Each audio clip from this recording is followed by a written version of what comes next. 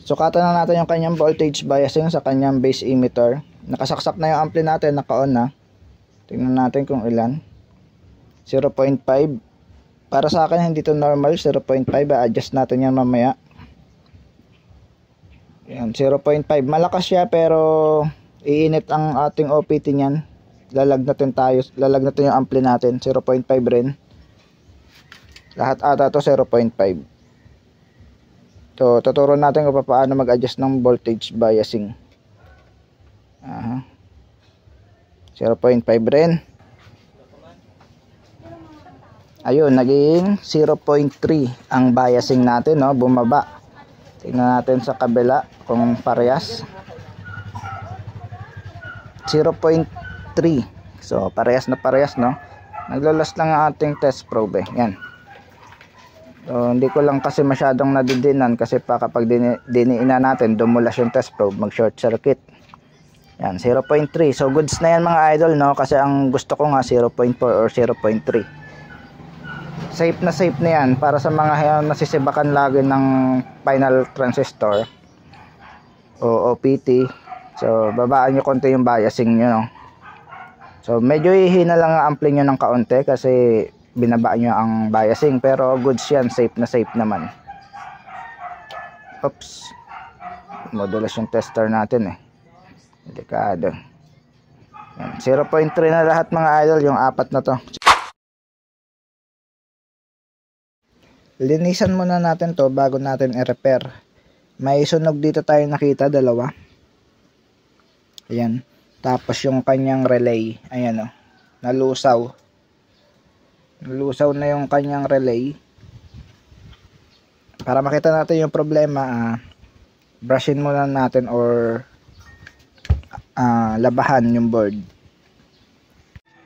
Nilinis muna natin yung ating board ng main amp. So mamaya yung preamp naman yung lilinisin natin. Kita na natin yung problema niya, no, kasi malinis na. So tinanggal muna natin yung capacitor, yung relay. Yung relay niya sunog. Ayan, nalusaw na. So, hindi na siya makapag-click kasi naiipit na yung contact dito sa may mismong cover sa plastic. Pero goods pa yung kanyang coil. Tumutunog siya pero hindi na gumagalaw yung contact. So, naiipit na kasi, no. Yung relay ng A and B, so dalawa kasi yung relay niya, no. Bale, tatlo pala. Yung isa sa A, yung isa sa B. Tapos, ito yung pinaka-main relay niya. So, ito yung papalitan natin. Tapos, ito, nakikita na natin yung problema niya, no. Yung kabilang channel ang may problema. Yung part na nandito. Kasi, ito yung may pumutok na pyesa at may nasunog na pyesa, yung kabilang side. So, yung kabila mukhang good naman. So, mamaya check ko na rin kung normal biasing ba to. Kasi, hindi pa natin na-check. Nilinis muna natin. Pero, mamaya papalitan ko muna to bago natin i-check, syempre. Pumutok yung kanyang A940 na driver. Ayan A940 yan, so putol na kasi yung part number pero naka-indicate sa board A940. So ito yon A940, check nyo na lang yung kabilang side. Nakasulat yan. Ayan. A940, tapos yung kabila 2073. C2073. So malamang sira rin to, no, kasi nga sunog yung resistor. So hindi naman to masusunog kung hindi to shorted. So nakakonect dyan yung 100 ohms na resistor. Ito. Papunta yan dito sa driver na C2073. Sa NPN na driver. So problema dito, wala na siyang nakasulat sa board pag inangat mo. Sunog rin. So gagayahin mo na lang yung mostly 100 talaga nakalagay dyan. Gagayahin mo na lang to yung sa kabilang side. So tingnan mo yung pinag-connect ng resistor. Ito yung C2073. Dito siya nakakonect. So 100 ohms siya. Ayan 100. Nakasulat sa ilalim ng board. At saka yung color code. Brown, black, red. So dito naman tayo sa A940. Ito. Yung dalawa na to 4.7K yan mga idol. Yan, yung dalawa na yan. So ito yun. Yan, nakakonect naman yan dito sa ating C5196. So ito siya. Ito pala. 5198 pala.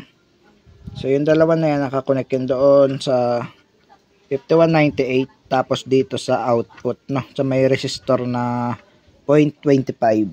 So ayan siya, oh. Yung isa nakakonect doon sa 5198, tapos yung isa nakakonect dito sa 0.25. So ito yon, 4.7 yan kahit hindi nyo natignan sa board. Pero ito kung sakaling hindi sunog rin yung kabila, at least alam yung 4.7. So nakasulat naman yan sa ilalim. Yan o, nakikita naman yung 4K7. So pag sunog na sunog, so sundan nyo na lang yung kabilang channel. Tapos itong kanyang polyester capacitor o mylar na 104 2A104J. So yan, pumatok rin, oh. Nagkaroon siya ng espada sa gitna, oh. Yan, lumabas na kanyang film. Ayan siya. Ayan yung kasama niya sa supply yan, mga idol, ng relay. Tapos yung kanyang differential naman, so hindi ko na to gaanong i-check yung part na nasa ilalim, yung mga 27 volts. Bihira naman masira yung sa 27 volts. So dito tayo magpo-focus na lang bandang taas, itong 5401 tapos 5551. So dito na lang ang check ko, yung dalawa na yan, kasi yung resistor naman nila hindi naman nasunog. Ito lang check ko kasi ito yung magdadrive naman dito sa ating driver dito sa 2073 at A940. Tapos itong dalawa na to ang magdadrive dito sa OPT natin sa mas malaking transistor, no. So ito lang check natin kung bakit nag-short ito, baka nadamay rin itong dalawa na to. So itong dalawa na to naman sa kabilang side naman to, dito naman yan. So hanggang dito lang tayo, mga idol.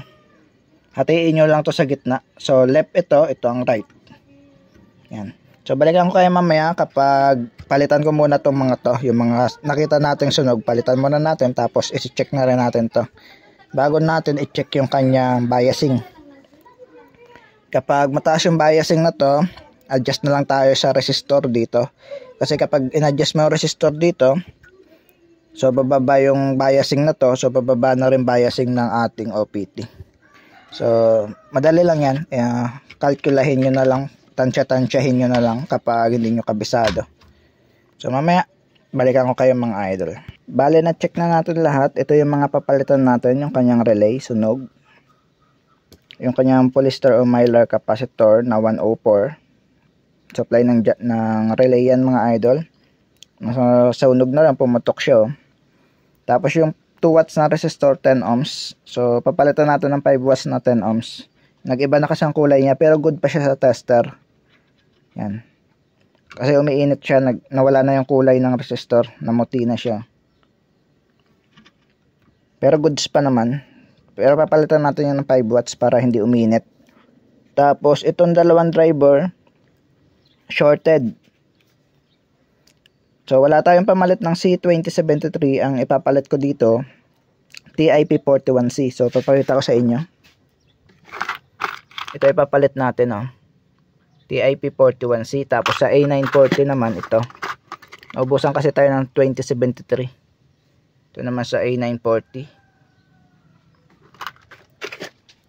Tapos yung dalawang output natin na 5 watts resistor na 0.25 dito nakakabit. So open na siya, no. Papunta yan ng coil, tapos yung coil papuntang relay, tapos yung relay papuntang speaker output. Yung dalawang OPT niya na to shorted, tapos yung isa nag-leak na, kaya papalitan ko na lang rin. Tapos yung tatlong resistor dito sunog. Tapos yung kanyang S9014 shorted na. So ayan lang naman ang mga nasira. Ayan lang, konti lang naman sila. So 12 volts lang yung relay niya. 12 volts. Good pa naman yung relay, kaso sunog yung plastic kaya hindi makapag-click yung Pero kung tatanggalin mo tong cover, makakapag-click na tong contact. So pinipigilan kasi ng plastic, dumikit na kasi yung contact sa may plastic mismo. So sa kabila wala naman. So dito dumikit na. Kaya hindi siya makapagbaba ng ng contact. Pero papalitan natin yan, no, kasi hindi na maganda ang kondisyon ng relay. Bago natin ikabit yung piyesang ikakabit natin, galing China kasi itong mga idol. Second hand lang to. Hindi ako bumibili ng brand new sa sa China kasi maraming fake, wala pa 5 minutes pumuputok na. So pag binasag mo yun, anday nung sa gitna, sobrang liit. Halos kulangot lang siya kaliit. So maliit lang na yung sa gitna na to, ayan yung die na tinatawag. Ginagawa yan ng die band. Tapos yung wire naman na nakakonect dyan, machine na yon, wire band naman yun. Yung variant na 5D4, ito siya. Binasag natin. So maganda, orig yung galing China na second hand. Copper yung yung nasa gilid ng die. Pero yung 86 C5198 yung part number. So hindi siya copper. Yan. Kung i-rate ko siya 1 to 10, 10 ang pinakamataas, 10 yung original. So ito 10/10. So safe na safe ikabit itong A1941. Orig talaga to mga idol. Kahit second hand yan, mas okay pa yung second hand. Pagdating naman dito sa C5198 na nabili natin, second hand din to. Siguro 8/10. Hindi siya ganun ka-orig. Pero goods pa yan mga idol kasi malaki yung die niya sa gitna. Ikakabit ko pa rin yan. So yung isa kasi nabili natin na brand new, hindi ganito. So wala na kasi, pinagbabasag ko na kasi yun mga idol kahit ayos pa yun. Kasi hindi ko na rin mapapakinabangan yun, masisira lang tayo sa customer. Mura nga siya pero wala pa 5 minutes puputok na yun. Sobrang liit talaga nun. Siguro 1/4 na tong die na to. Imagine niyo na lang, yung die na to, ganyan lang siya kaliit. Yan, 1/4 lang na to. Hatiin nyo to sa 4. Tapos yung box na yon, ayun lang yung gitna niya, no. Yung fake na gagana siya pero wala pa 5 minutes, konting volume mo pa lang puputok na yun. Pero ito safe to kahit hindi to copper, at least malaki, halos kapantay niya yung laki ng original. Ang pinag-iba lang nila copper tong sa yan, copper yan, no. Tanso talaga kumpara dito na parang stainless lang. Yan. Pero yung laki same sila. Kaya ikakabit ko pa rin yan. Safe yung ating board dito. Yan. Dudugtungan na lang natin ang paa kasi maiksi dahil second hand nga to, no. At least hindi tayo masisira sa customer. Kahit papaano, orig yung ikinabit natin. Yan, napalitan na natin lahat ng dapat palitan. Yung 2 watts sa resistor, pinalitan na natin ng 5 watts na 10 ohms. Yung relay hindi ko pa naikakabit. So nandito na yung relay natin. Ngayon lang dumating. Wala kasi mabilhan dito sa amin. Yung S9014 wala rin pala akong pamalit. Ang pinalit natin dyan ay 2N5551. So yan. Tapos yung sa resistor at 0.33 ang nakalagay. Yung dati 0.25. Ngayon susukatan na natin to ng voltage biasing. Kinabit ko na yung OPT, no. Sukat na tayo ng biasing na to para makita natin kung normal ba. Sukatan na natin yung kanyang voltage biasing sa kanyang base emitter. Nakasaksak na yung ampli natin, naka-on na. Tingnan natin kung ilan. 0.5. Para sa akin hindi to normal, 0.5. Adjust natin yan mamaya. Yan, 0.5. Malakas siya pero iinit ang ating OPT niyan. Lalagnatin yung ampli natin, 0.5 rin. Lahat ata to 0.5. So tuturo natin kung paano mag-adjust ng voltage biasing. 0.5 rin.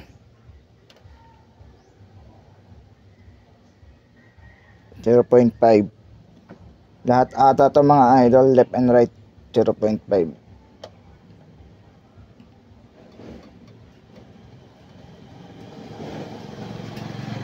0.5. Yan. 0.5 lahat ng niya. Lahat ng biasing. Ayan, mag-on ng backlight.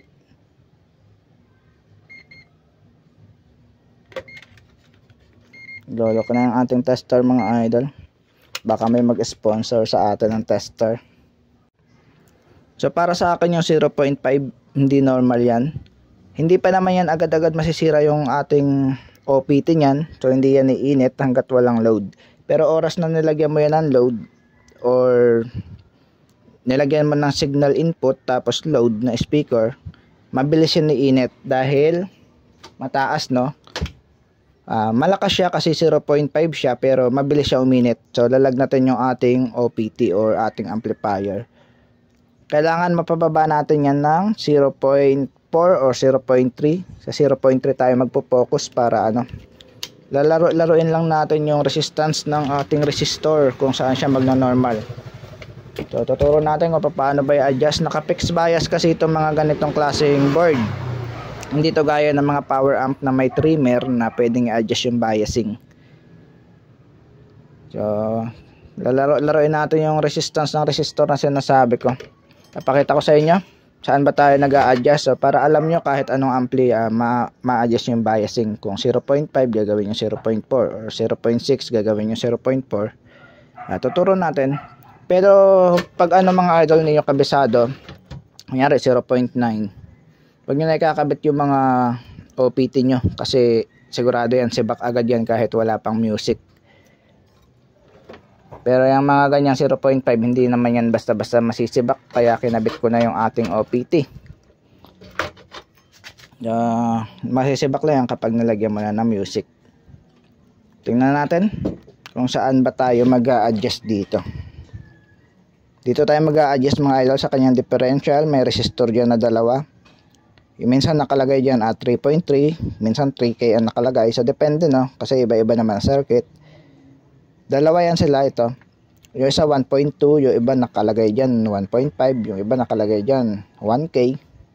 So dito sa ginagawa ko, ang nakalagay sa kabila 3K, sa kabila 1.2K. So ganun din dito sa kabilang channel, 3K at 1.2K. So pwede natin adjust tong dalawa or pwede ring isa lang muna. So ito muna ang adjust natin yung 1.2. Gagawin nating 1.5. Pag mataas pa rin, adjust natin ng 1.6. Tapos pag mataas pa rin, dito na tayo sa kabila mag-a-adjust itong resistor na isa. Hanggang doon lang tayo sa 1.6. So dito na tayo mag-a-adjust kapag mataas pa rin. So dito muna tayo, 1.5, palitan muna natin to. So bakit ba ito ang papalitan natin? Ito yung sa differential, ito yung dalawang transistor, naka-connect yan. Papunta yan sa ating S9014 dito. Tapos yung S9014, siya magbibigay ng bias dito sa ating driver. Tapos yung driver magbibigay ng biasing dito sa ating OPT. So kailangan natin mapababa yung supply na to para mababa lang yung ibibigay na to dito sa ating driver. So sana na-gets nyo, no? Tanggalin natin tong, palitan natin pala, hindi natin tatanggalin. 1.2 siya eh. So sum natin Oops. Ayan siya. Brown, red, red. So sa kabila naman ito siya. Brown, red, red. Yan. Itong dalawa lang na to ang gagalawin natin. So pero isa lang muna ang gagalawin natin. Tingnan natin kung magno-normal siya kapag pinalitan natin to ng 1.5. So bali trial pa lang to mga idol, kaya dito ko muna nilagay sa likod. Hindi ko pa pinutol yung paa. Ayan siya. Ayan, kung mapapansin nyo, papunta yan dito sa ating S9014. Tapos yung S9014 dito sa ating driver. Tapos yung driver ang magsusupply dito ng biasing sa ating final transistor. Tapos yung final transistor or yung output transistor, yung OPT natin, ayan yung mag-supply naman sa speaker. So tingnan natin kung ilan ang biasing kapag 1.5 ang ikakabit natin. Sukatan naman natin. Yung kabilang channel wala pa, no, hindi pa natin nalalagyan. So yung isang channel muna kasi trial pa lang naman. Aanuhin pa lang natin, huhulaan pa lang natin yung resistance na pwedeng ilagay. Saksak ko na mga idol. Tingnan natin. Dito muna tayo. Kita ba tester? Mahirap kasi pag hindi kita. Ayan. Layo natin konti kasi hindi kita. Kata natin.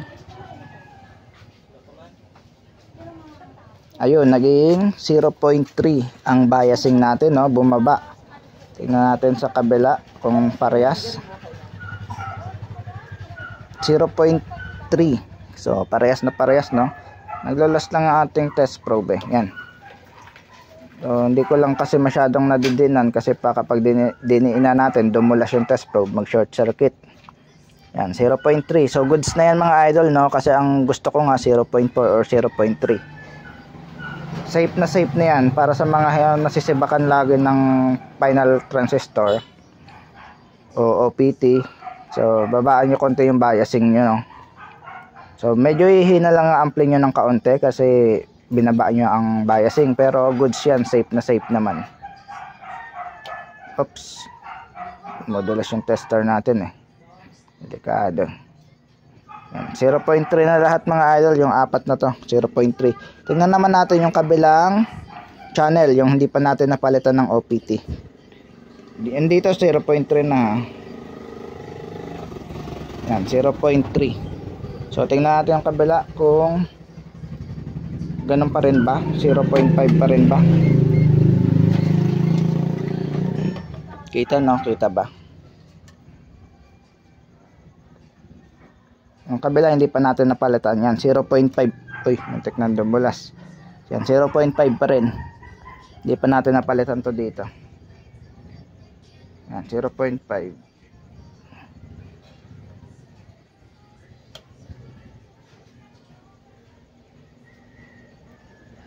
Yan, 0.5 pa yung lahat na nandoon kasi yung resistor nun, naka-fix bias pa rin tayo sa 1.2. Ito, ikakabit ko na sa kabilang side. So ganun lang mag-adjust ng biasing, napakasimple lang. So isang try lang natin, nakuha na agad natin yung gusto nating biasing. Kailangan nyo lang taasan yung biasing ay yung resistor, no, para bumaba yung biasing. Kapag binaba nyo yung resistor, tataas yung biasing. So ganun din yun, no, lalakas yung ampli nyo pero kapalit nun, mabilis siyang uminit. So konti lang naman, halos hindi mo makikita yung pagkakaiba niyan ng tunog. Dahil mas okay nga yung ganyan, no? Mas safe.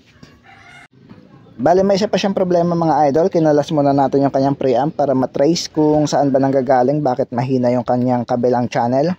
Yung kanyang right channel mahina. So try natin magpatugtog.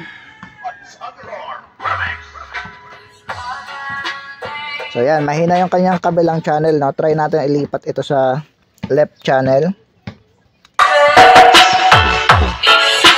So malakas yung kanyang left, tapos itong right mahina.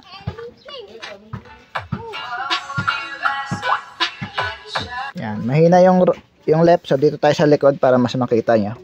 Ito yung right. Yan, mahina. Ito yung left.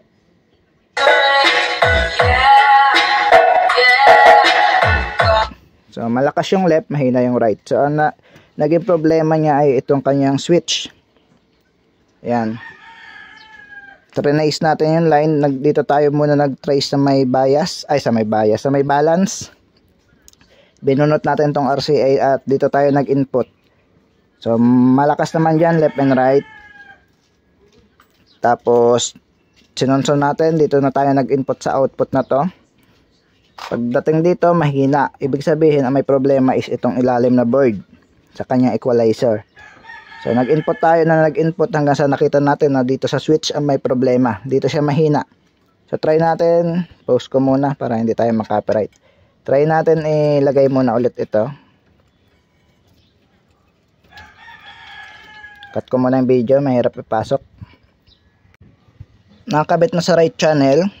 Try natin tong i-short itong paa na to. Kasi ito wala tong continuity mga idol. Yan o. Ayan, malakas siya dito pansin mo yung humming. Pag tinouch natin, malakas.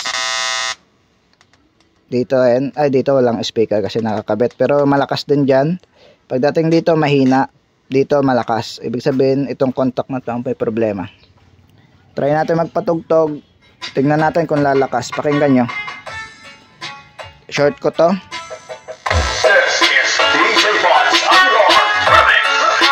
Ayan.